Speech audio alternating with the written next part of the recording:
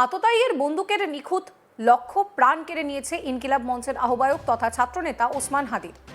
শুধুমাত্র কট্টর ভারত বিরোধিতা বা সাবেক প্রধানমন্ত্রী শেখ হাসিনার বিরুদ্ধে গরমাগরম বক্তৃতাই দেওয়া নয়, এই ছাত্রনেতার মধ্যে ছিল আগামী দিনে দেশকে নেতৃত্ব দেওয়ার ক্ষমতা। আর সেটা বুঝতে পেরেই কি অচিরে স্তব্ধ করে দেওয়া হলো হাদির কণ্ঠস্বর। ক্যালেন্ডার বলছে রাজনীতিতে নাকি হাদির সক্রিয় ছিলেন মাত্র 288 দিন। আরো স্পষ্ট করে বলতে গেলে 2025 সালের 28 ফেব্রুয়ারি থেকে 12 ডিসেম্বর পর্যন্ত এই স্বল্প সময়ের মধ্যেই তিনি আলোচনায় আসেন মূলত বাংলাদেশের মৌলবাদী গোষ্ঠীর রাজনীতিতে প্রবেশ এবং সংগঠিত উত্থানের একটি দৃশ্যমান প্রতিনিধি হিসেবে।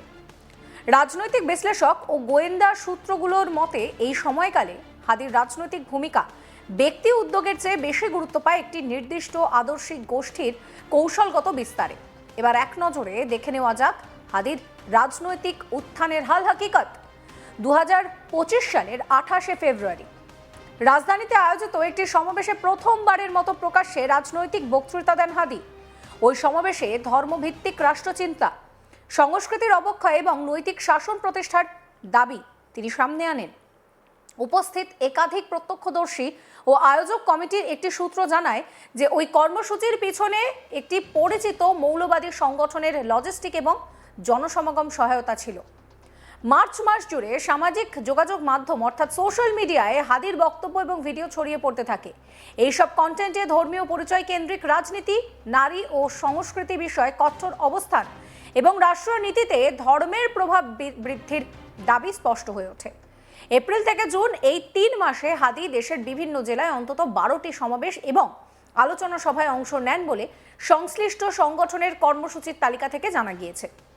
এইসব কর্মসূচির প্রায় সবগুলোতেই একই আদর্শিক বক্তব্য তার পুনরাবৃত্তি হয়। রাজনৈতিক বিশ্লেষক এবং ঢাকা বিশ্ববিদ্যালয়ের রাষ্ট্রবিজ্ঞান বিভাগের এক অধ্যাপক, যিনি নাম প্রকাশে অনিচ্ছুক, তিনি বলছেন হাদির বক্তব্যের নতুনত্ব খুব একটা ছিল না, তবে তাকে সামনে রেখে মৌলবাদী গোষ্ঠীর মূল ধারার রাজনীতিতে নিজেদের বক্তব্য পুনঃপ্রবেশ করানোর সুযোগ পেয়েছে। জুলাই মাসে রাজধানীর একটি শিক্ষা প্রতিষ্ঠানের সামনে আয়োজিত কর্মসূচিতে হাদির বক্তব্যকে ঘিরে ব্যাপক বিতর্ক শুরু হয়। ওই বিতর্কে রীতিমতন শোরগোল ফেলে দিয়েছিল। এই যে বক্তব্যের কথা বলছি, যে বক্তব্য বিতর্কের সৃষ্টি করেছে, সেই বক্তব্যে ভিন্ন মত ও ভিন্ন সংস্কৃতিকে রাষ্ট্রের জন্য হুমকি হিসেবে আখ্যা দেওয়ার অভিযোগ ওঠে। এই সময় মানবাধিকার সংগঠনগুলির পক্ষ থেকে আরও প্রতিক্রিয়া আসে। একটি মানবাধিকার সংগঠনের বিবৃতিতে বলা হয় হাদির বক্তব্য অসহিষ্ণুতাকে উস্কে দিচ্ছে এবং গণতান্ত্রিক পরিসরকে সংকুচিত করছে। অন্যদিকে মৌলবাদী গোষ্ঠীর একটি ঘনিষ্ঠ সূত্র দাবি করছে হাদি কেবল ধর্মপ্রাণ মানুষের কণ্ঠস্বর তুলে ধরেছেন। অক্টোবর থেকে ডিসেম্বরের প্রথমার্ধ পর্যন্ত হাদি রাজনৈতিকভাবে আরও সরব হন। 5 নভেম্বর একটি অনলাইন লাইভ আলোচনায় তিনি বলেন, রাষ্ট্র পরিচালনায় ধর্মীয় মূল্যবোধই শেষ কথা হওয়া উচিত। এই বক্তব্য সোশ্যাল মিডিয়ায় ব্যাপক আলোচনা সৃষ্টি করে, একই সঙ্গে সমালোচনারও জন্ম দেয়।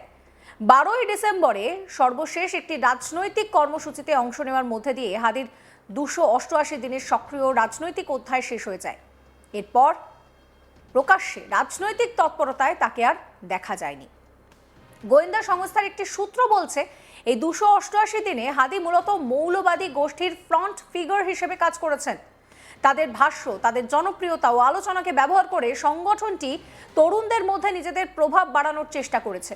তবে রাজনৈতিক সমাজবিজ্ঞানীরা মনে করেন হাদির উত্থান ব্যক্তি রাজনীতির চেয়ে একটি প্রবণতার ইঙ্গিত দেয়।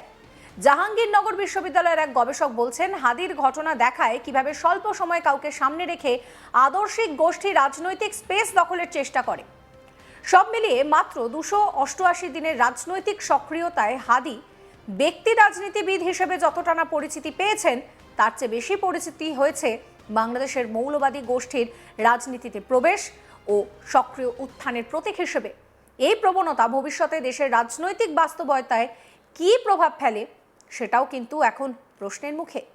প্রসঙ্গত ইউনূস নিজে উপস্থিত ছিলেন হাদির শেষকৃত্যে। শনিবার দুপুরে বাংলাদেশের জাতীয় সংসদ ভবনের দক্ষিণ প্লাজায় হাদির শেষকৃত্য সম্পন্ন হয়। সেখানে উপস্থিত ছিলেন সেদেশের সরকারের প্রধান মোহাম্মদ ইউনূস। এছাড়াও ছিলেন তাবড়ো রাজনৈতিক ব্যক্তিত্ব এবং উপদেষ্টা পরিষদের সদস্যরা। হাদিকে শেষ শ্রদ্ধা জানাতে সংসদ ভবনের সামনে জড়ো হয়েছিলেন কাতারে কাতারে মানুষ। এদিন হাদির শেষকৃত্যে উপস্থিত হয়ে ইউনূস বলেন যে আজ এখানে হাজারো হাজারো মানুষ জড়ো হয়েছেন। শুধু এই প্রাঙ্গণই নয়, গোটা দেশ জুড়ে, এমনকি বিদেশে থাকা প্রবাসী বাঙালিরাও দেখেছেন প্রিয় ওসমান হাদি। আমরা আজ আপনাকে বিদায় জানাতে আসিনি, আপনি আমাদের হৃদয়ে রয়েছেন। যতদিন বাংলাদেশ থাকবে ততদিন এই জাতির অস্তিত্বের সঙ্গে আপনার নাম জড়িয়ে থাকবে। ইউনূস আরও বলেন যে আপনি আমাদের শিখিয়েছেন কিভাবে বিনম্রভাবে মানুষের কাছে পৌঁছাতে হয়, কিভাবে কাউকে আঘাত না করে নিজেদের মত প্রকাশ করতে হয়, আর কিভাবে নির্বাচনী প্রচার চালাতে হয়। আর এই শিক্ষাকে আমরা গ্রহণ করেছি, বাস্তবায়নের অঙ্গীকার নিচ্ছি।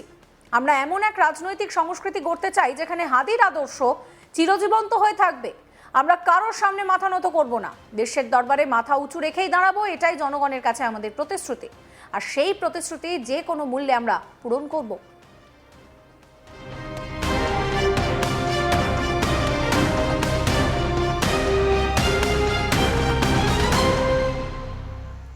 এদিকে হাদির শেষকৃত্যের পর শনিবার বিকেলে শাহবাগ চত্বরে জমায়েতের ডাক দেওয়া হয়েছিল। জমায়েত থেকে ইউনূস সরকারের উপদেষ্টা তথা লেফটেন্যান্ট জেনারেল জাহাঙ্গীর আলম চৌধুরী এবং প্রধান উপদেষ্টা বিশেষ সহকারী খোদাবাক্স চৌধুরীকে 24 ঘন্টার সময়সীমাও বেঁধে দেওয়া হয়েছিল।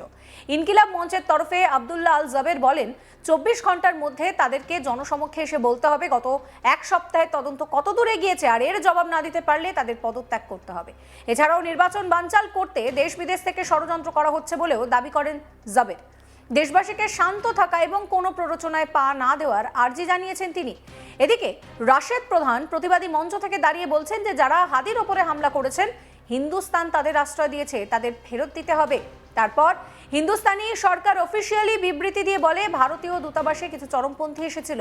ভারত সরকার আমাদের চরমপন্থী বলতে চায়। আমি ভারত সরকারকে বিনয়ের সঙ্গে বলতে চাই, বাংলাদেশের পক্ষে আমরা সবাই চরমপন্থী। ভারতীয় আধিপত্যবাদের বিরুদ্ধে আমরা সবাই চরমপন্থী। শহীদ হব, কিন্তু ভারতীয় আধিপত্যবাদের সামনে মাথা নত করব না। আমার ভাই হাদি কথা রেখেছে, আমার ভাই হাদি জীবন দিয়েছে, ভারতীয় আধিপত্যবাদের সামনে মাথা নত করেনি। যে আদর্শ সে রেখেছে সূর্যের মতন জ্বলজ্বল করছে। শোনাবো আপনাদের রাশেদ প্রধানের সেই সময়ের কথা। আমার ভাই হাদি বলেছিল শহীদ হব, কিন্তু ভারতীয় আধিপত্যবাদের সামনে মাথা নত করব না। আমার ভাই হাদি কথা রেখেছে। আমার ভাই হাদি তার জীবন দিয়েছে। আমার ভাই হাদি শহীদ মৃত্যুকে বরণ করেছে, কিন্তু আমার ভাই হাদি জুলাইকে বিক্রি হতে দেয় নাই। আমার ভাই হাদি ভারতীয় আধিপত্যবাদের সামনে মাথা নত করে নাই। হাদির দেহটা আজকে নিথর, বাইরে থেকে বাংলাদেশের পথে আসছে, কিন্তু সে যেই আদর্শটা রেখে গেছে তা ওই সূর্যের মতো জ্বলজ্বল করে জ্বলছে। সেই আদর্শকে ধারণ করে আমাদের দায়িত্ব মাথা উঁচু করে পথ চলা, তাহলেই আদির আত্মা শান্তি পাবে। গত পরশুদিন জুলাই ঐক্যের ব্যানারে আমরা গিয়েছিলাম ভারতীয় দূতাবাস ঘেরাও করতে। আমাদের দাবি ছিল খুনি হাসিনাকে ফেরত দিতে হবে, হাদির উপর যারা হামলা করেছে তাদেরকে হিন্দুস্তান আশ্রয় দিয়েছে, তাদেরকে ফেরত দিতে হবে। বাংলাদেশের বর্তমান পরিস্থিতি নিয়ে আপনাদের মতামত জানাবেন কমেন্ট করে। কমেন্ট সেকশন খোলা রয়েছে আপনাদের জন্য। সমস্ত খবরের আপডেটের জন্য চ্যানেলটিকে সাবস্ক্রাইব করবেন।